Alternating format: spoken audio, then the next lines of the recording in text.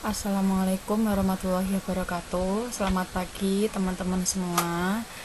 Hari ini saya akan mencoba menjelaskan materi tentang bab 13, yaitu transformasi dan simetri.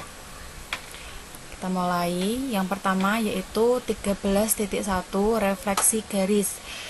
Dalam refleksi garis itu ada kata transformasi yang menyatakan bahwa sebuah objek dapat diubah melalui beberapa cara. Dalam suatu geometri transformasi itu sendiri ada 3 hal yang perlu dipertimbangkan ya. Yang pertama, gambar asli. Yang kedua, aturan atau operasi yang mendeskripsikan suatu perubahan. Dan yang ketiga, gambar hasil setelah perubahan itu sendiri. Nah, objek awal yang belum diubah itu namanya prapeta, tapi kalau objek yang setelah perubahan itu namanya peta. Sebuah refleksi garis dapat dideskripsikan dengan menggunakan sebuah mira. Jadi mira itu adalah suatu alat ya. Suatu alat nih ada di samping penjelasan kalimatnya, yaitu di sini misalkan ada sebuah garis L yang ditunjukkan pada gambar di samping ya. Terdapat titik A aksen dan B aksen, yaitu yang merupakan refleksi atau bayangan dari titik A dan titik B ya. Itu menggunakan bantuan mira. Selanjutnya perhatikan lagi gambar yang ada di samping ini ya. Ada garis L yang merupakan garis sumbu dari segmen garis A aksen dan segmen garis B aksen ya. Ini kenapa dikatakan garis sumbu? Karena dia berada tepat di tengah-tengah dan tegak lurus dengan masing-masing segmen garisnya. Nah, di situ nanti ini berlaku juga untuk beberapa ruas garis yang menghubungkan suatu titik ke peta refleksinya. Nah, untuk titik C yang terletak pada garis L di sini, maka petanya itu merupakan prapeta. Jadi titik itu sendiri, tidak ada perpindahan titik dari titik yang asli ke titik yang refleksinya, gitu ya. Selanjutnya kita ke definisi 13.1. Dalam suatu bidang, refleksi pada garis L itu merupakan sebuah transformasi yang memetakan setiap titik P dari suatu bidang ke titik P aksen. Nah, di sini ada 2 ya. Yang pertama, jika P itu terletak pada L, maka P aksen itu sama dengan P. Jadi seperti halnya titik C tadi ya. Ini gambarnya, gambar 1 yang merupakan gambaran dari definisi yang pertama. Kemudian yang kedua, jika P itu tidak terletak pada L, maka nanti L itu menjadi sebuah garis sumbu ya, sehingga nanti terbentuk P segmen garis P aksen ya. Ini gambar 2 merupakan gambaran dari definisi yang kedua. Nah, P di sini itu disebut prapeta, kalau P aksen itu disebut peta. Nah, tadi kan titik, sekarang kalau sebuah gambar. Nah, di sini saya memberikan gambar B ya, yaitu yang hitam ini merupakan prapetanya, kemudian yang merah itu merupakan peta refleksi gambar. Sama seperti huruf H, gambar H di sini ya. Gambar H, prapeta, kemudian direfleksikan menjadi peta refleksi gambar. Oke, gitu ya. Udah kan? Kita ke teorema 13.1. Diketahui suatu refleksi garis ya. Peta refleksi suatu ruas garis adalah ruas garis dengan panjang yang sama. Yang kedua, peta refleksi suatu sudut adalah sudut dengan ukuran yang sama. Kita buktikan untuk yang pertama, misalkan dipunyai segmen garis A aksen B aksen yang merupakan peta refleksi dari ruas garis AB. Buktikan bahwa panjang AB itu sama dengan panjang A aksen B aksen, seperti gambar di bawah ini ya. Ini yang kita mau membuktikan panjang AB yang hitam dengan panjang A aksen B aksen itu sama. Kita ada petunjuknya kalian bisa menggunakan garis sumbu A ini ya, garis sumbu segmen garis A aksen dan B aksen, garis sumbunya L ya yang melewati tadi. Kemudian konstruksikan titik M yang terletak di tengah-tengah ruas garis A aksen dan titik N yang berada di tengah-tengah ruas garis B aksen. Nah, begitu pernyataannya. Nah, di sini kalian perhatikan segitiga AMN dan segitiga A aksen MN. Ini ya, AMN, A aksen MN. Kalian perhatikan di situ. Kita ada pembuktiannya. Yang pertama, ruas garis MN itu kongruen dengan ruas garis MN karena dia berimpit, berarti di tengah-tengah. Kemudian sudut AMN, sudut M di sini itu kongruen dengan sudut A aksen MN. Ya, jadi sudut M di sebelah kiri sama sudut M di sebelah kanan itu besarnya sama. Ya, itu alasannya karena garis L itu merupakan garis sumbu dari ruas garis A aksen dan B aksen, sehingga sudut antara sudut M yang sebelah kiri sama yang sebelah kanan itu besarnya sama, ya, akibat dari garis L. Selanjutnya ruas garis AM kongruen dengan ruas garis A aksen M karena M merupakan titik tengah dari ruas garis A aksen. Ya, tadi sudah diketahui ya bahwa M itu titik tengah dari ruas garis A sama A aksen karena adanya garis sumbu L. Nah, dari ketiga pernyataan itu kita dapatkan segitiga AMN kongruen dengan segitiga A aksen MN karena dia memenuhi postulat sisi, sudut, dan sisi.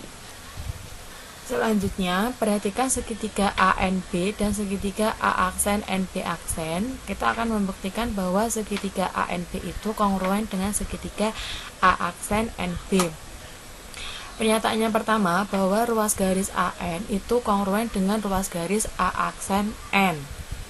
Alasannya karena akibat dari postulat SAS tadi yang sebelumnya, ya. Kemudian pernyataan yang kedua itu sudut N, ya, sudut N di sebelah kiri, ini di sebelah kiri yang sebelah sini, dengan sudut N yang di sebelah kanan, sudut ANB dan sudut A aksen NB itu kongruen, ya. Kenapa dikatakan kongruen? Karena garis sumbu L, ya, yang berada di tengah-tengah ruas garis A aksen dan BB aksen, sehingga bisa kalian lihat di dalam alasannya di sini, ya. Selanjutnya pernyataan yang ketiga yaitu ruas garis BN kongruen dengan ruas garis B aksen N. Alasannya karena N merupakan titik tengah dari BB aksen. Nah, berdasarkan postulat sisi, sudut sisi, ya, sisi AN, sudut N sama sisi BN itu kongruen, alias kita dapatkan postulat SAS sehingga terdapat akibatnya atau CPCTC, yaitu ruas garis atau segmen garis AB kongruen dengan segmen ruas garis A aksen B aksen, atau kita bisa katakan bahwa panjang AB itu sama dengan panjang A aksen B aksen. Jadi terbukti bahwa refleksi dari suatu ruas garis itu ruas garisnya panjangnya sama. Ya, itu pembuktian teorema 13.1 yang A. Sekarang kita lanjutkan ke pembuktian yang B.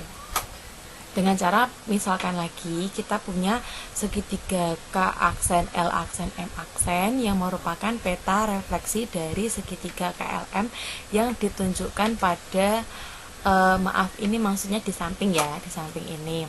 Buktikan bahwa sudut K, ini sudut KLM itu sama besarnya dengan sudut K aksen, M aksen, sama L aksen.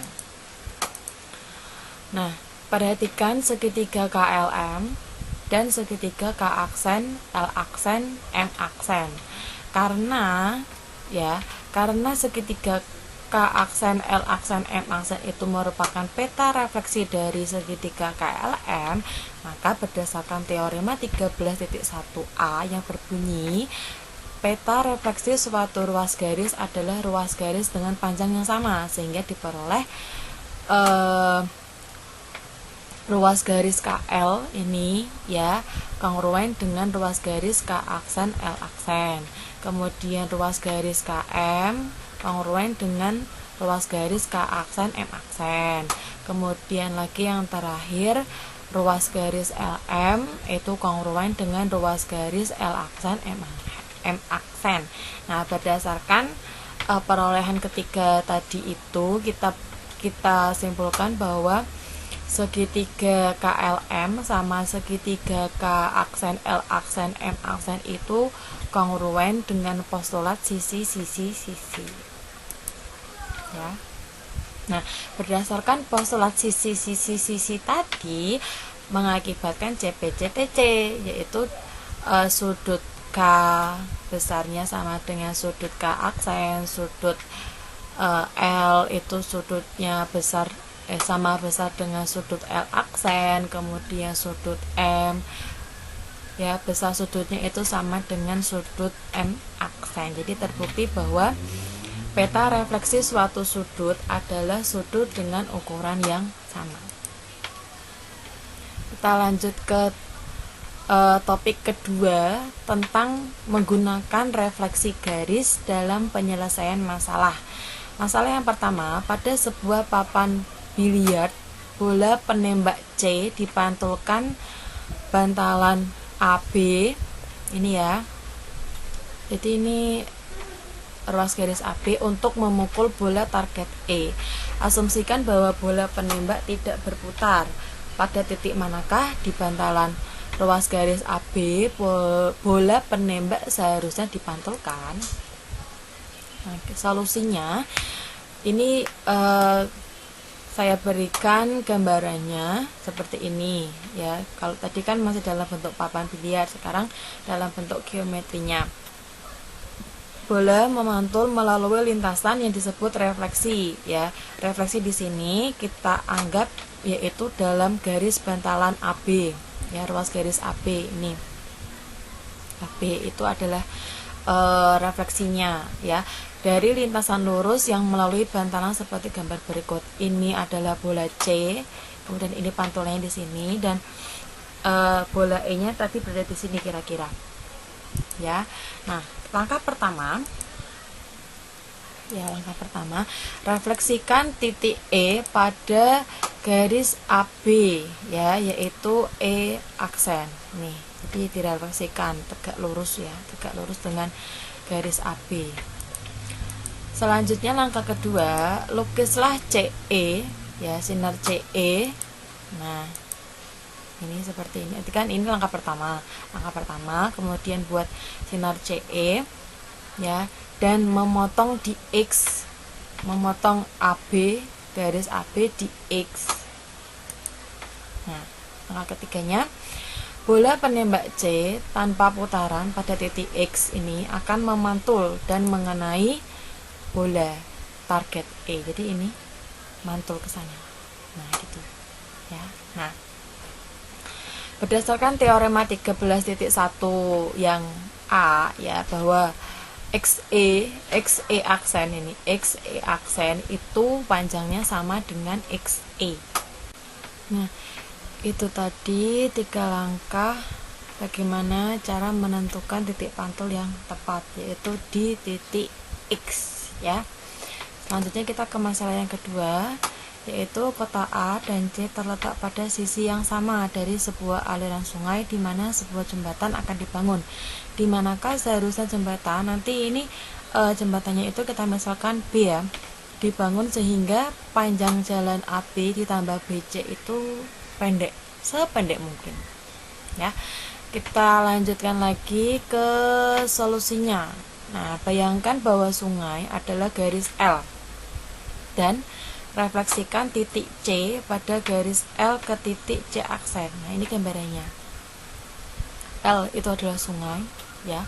Kemudian titik C ini direfleksikan terhadap garis L menjadi titik C aksen.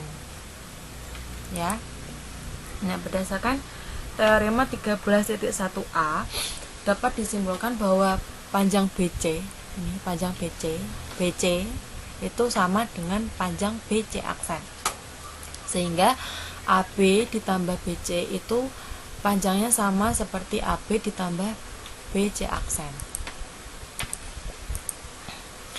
Tetapi jalan terpendek dari A ke C aksen adalah jalan lurus, maka agar jalan A ke B dan ke C memiliki panjang yang minimum, jembatan B seharusnya dibangun sehingga A, B, dan C aksen itu kolinier, seperti yang ditunjukkan gambar berikut. Nah, ya. Nah, nih C-nya taruh ke sana.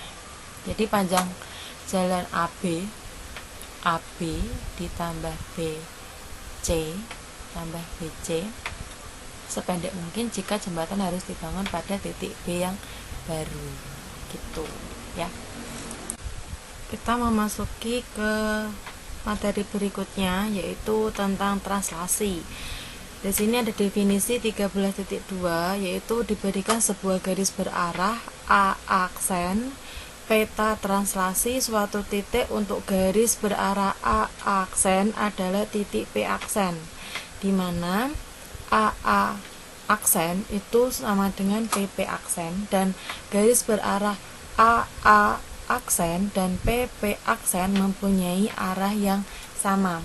Nah, kita dapat menyelesaikan suatu translasi dengan mengikuti satu refleksi dengan refleksi lainnya.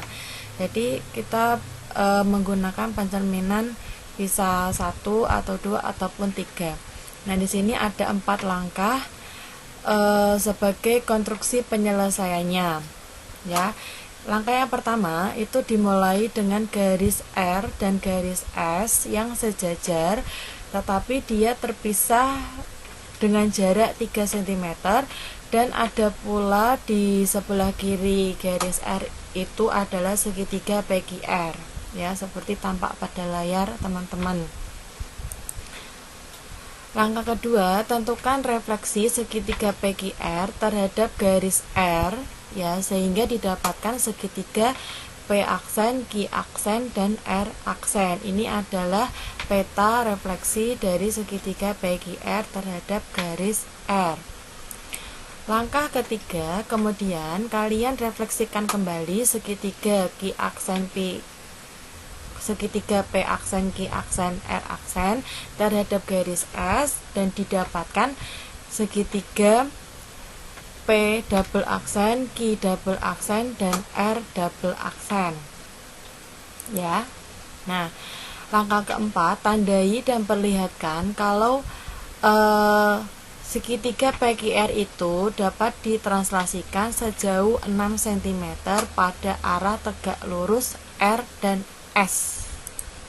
Ya. Nah, ini tandanya ya, segitiga yang PQR itu dia ditranslasikan sejauh 6 cm tegak lurus dengan R sama S, menghasilkan segitiga yang kongruen, yaitu segitiga P double aksen, Q double aksen, dan R double aksen. Nah, setelah ini kita ke teorema 13.2.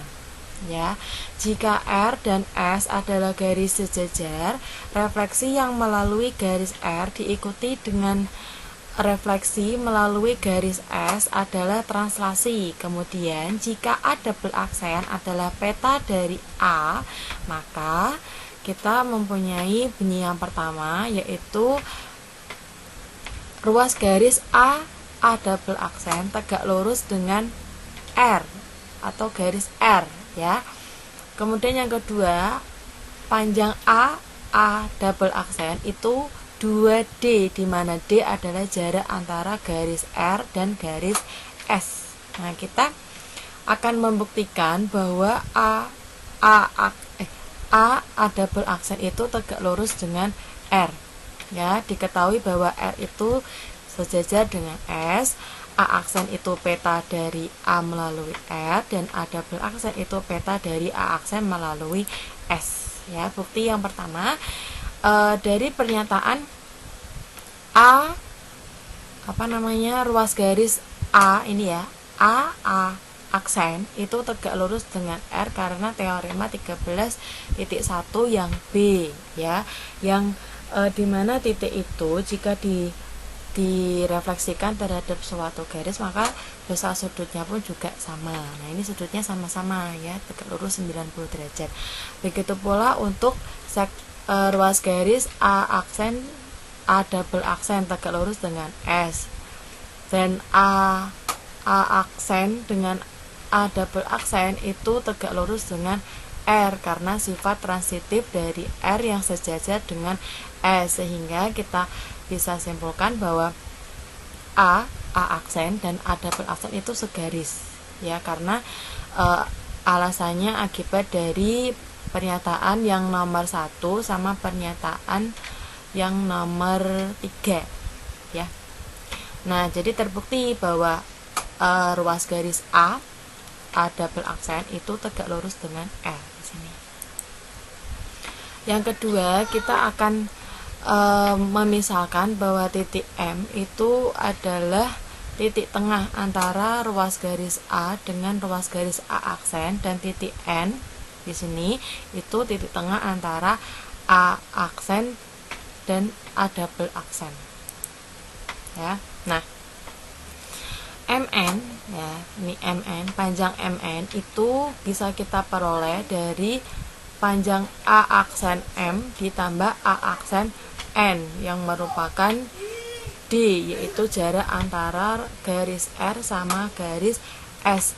Karena ruas garis AM itu kongruen dengan ruas garis A aksen M dan A aksen N itu kongruen dengan ruas garis A double aksen N, maka A aksen ya panjangnya itu bisa kita tuliskan bahwa AM ditambah A aksen M ditambah A aksen N ditambah A double aksen N. Nah, karena tadi kan di sini bahwa ruas garis AM itu kan kongruen dengan ruas garis A aksen M. Jadi di sini dia diubah ya, diubah. Gitu. Berlaku sama untuk yang ini. A double aksen N, ruas garisnya itu kongruen dengan ruas garis A aksen N. Jadi dia diubah nih, diubah ya. Nah, setelah diubah karena berdasarkannya diketahui, selanjutnya dipasangkan antara A aksen M ditambah A aksen N, terus ditambah A aksen M dan ditambah A aksen N. Nah, kan kita tadi di awal sudah menuliskan bahwa A aksen M ditambah A aksen N itu MN. Nah, MN itu sendiri adalah D. Jadi di sini MN ditambah MN sama dengan 2D. Gitu ya. Jadi terbukti. Selanjutnya kita ke rotasi. Ya, rotasi. Definisi 13.3. Rotasi dengan pusat O ya dan sudut alfa adalah transformasi yang memetakan setiap titik P pada sebuah bidang ke titik P aksen. Sehingga di sini kalau ada titik P, dia diputar dengan titik pusatnya, sehingga P aksennya itu ya sama dengan P atau titik itu sendiri. Kemudian kalau yang P tidak sama dengan 0, maka P aksen O itu sama dengan PO, dan sudut PO P aksen adalah alfa. Nih ya. Ulang lagi nih. Tuh. Ya. Nah, seperti terjemahan rotasi. Rotasi itu kita ada 4 langkah ya, 4 langkah dalam penyelesaiannya. Langkah yang pertama dimulai dengan garis R sama garis S yang memotong di O. Nih. R, S, di O, sudutnya 45, ada segitiga PQR. Oke, setelah ini kita ke langkah yang kedua, refleksikan segitiga PQR terhadap garis R, sehingga didapatkan peta refleksi dari segitiga PQR, yaitu segitiga P aksen, Q aksen, sama R aksen. Langkah ketiga, direfleksikan kembali tadi ya, segitiga yang sudah kita dapatkan, yaitu segitiga P aksen, Q aksen, R aksen direfleksikan terhadap garis S, sehingga diperoleh peta dari segitiga sebelumnya ya, yaitu segitiga P double aksen, Q double aksen, dan R double aksen. Setelah itu kalian tandai segitiga PQR ya, ini saya tandai dengan garis merah keoranyan ya. Ini memperlihatkan bahwa segitiga PQR itu dapat dirotasikan sebesar 90 derajat. Kan tadi sudut O di sini 45, kemudian diputar lagi sehingga mendapatkan 90 derajat ya. Maka segitiga PQR itu kongruen dengan segitiga P double aksen, Q double aksen, R double aksen. Sekarang saya akan membuktikan bahwa segitiga tersebut memang telah dirotasikan sebesar 90 derajat. Nah, ini adalah buktinya ya, 90 derajat diputar dari segitiga PQR sampai segitiga P double aksen, Q double aksen, sama R double aksen ya. Kita lanjutkan ke teorema 13.3. Jika garis R dan S yang berpotongan di titik O, maka refleksi melalui R dan dilanjutkan refleksi melalui S adalah sebuah rotasi. Titik O sebagai pusat rotasi dan sudut rotasi 2 alfa. Alfa adalah besar sudut lancip atau tegak lurus antara garis R dan S. Nah, untuk pembuktiannya, di sini saya memberikan garis R sama garis S ya. Kemudian misalkan P aksen itu adalah peta dari P melalui garis R. Nah, P double aksen itu adalah peta dari P aksen melalui S. N merupakan titik tengah ruas garis P aksen, dan M merupakan titik tengah dari ruas garis P aksen P double aksen. Dan ada pula sudut alfa, yaitu sudut NOM ya, sebesar alfa. Akan dibuktikan bahwa segitiga PNO itu kongruen dengan segitiga P aksen NO. Yang pertama, ruas garis NO itu kongruen dengan garis ruas garis NO karena N sama O terletak di R ya. Jadi dia kayak berhimpit gitu loh ya. Dan dia pasti panjangnya sama dan kongruen. Kemudian sudut PNO dengan sudut P aksen NO itu besarnya sama karena R adalah garis sumbu dari ruas garis P aksen, sehingga sudut N ya, sudut N di sebelah kiri sama sebelah kanan itu besarnya kongruen ya, dia kongruen, besarnya sama, kongruen. Kemudian ruas garis PN itu kongruen dengan ruas garis P aksen N karena N adalah titik tengah dari ruas P dan P aksen. Nah, berdasarkan postulat sudut sisi, ini kan sisi, sudut sisi, maka sudut PNO kongruen dengan sudut P aksen NO. Akibatnya PON ya, sudut PON itu kongruen dengan sudut P aksen ON, atau kita biasa sebut CPC BC. Setelah itu akan dibuktikan bahwa segitiga P aksen MO itu kongruen dengan segitiga P double aksen MO. Yang pertama, ruas garis MO dengan ruas garis MO itu kongruen. Sepertinya yang sebelum tadi ya, karena M sama O itu tepat berada di S. Kemudian sudut PMO, sudut P aksen MO itu besarnya sama dengan sudut P double aksen MO. Ini M-nya di sini. Ya, agak geser, maaf ya.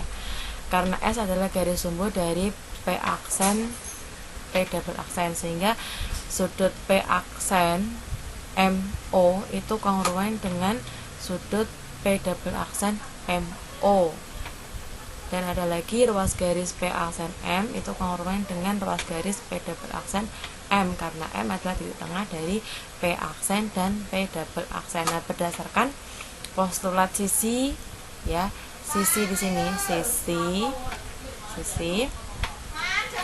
sudut sisi ya, sisi sudut sisi, maka segitiga P aksen MO kongruen dengan segitiga P double aksen MO. Jadi berakibat bahwa P sudut P aksen O M kongruen dengan sudut P double aksen O M. Nah, lanjutannya di sini kalau kita gabung ya, tadi kan sudut P N O kongruen dengan sudut P aksen N O. Dan tadi perbuatan yang kedua, sudut P aksen O M kongruen dengan sudut P double aksen O M. Nah, ini kita gabung ya, kita gabung dari sudut POP ya, P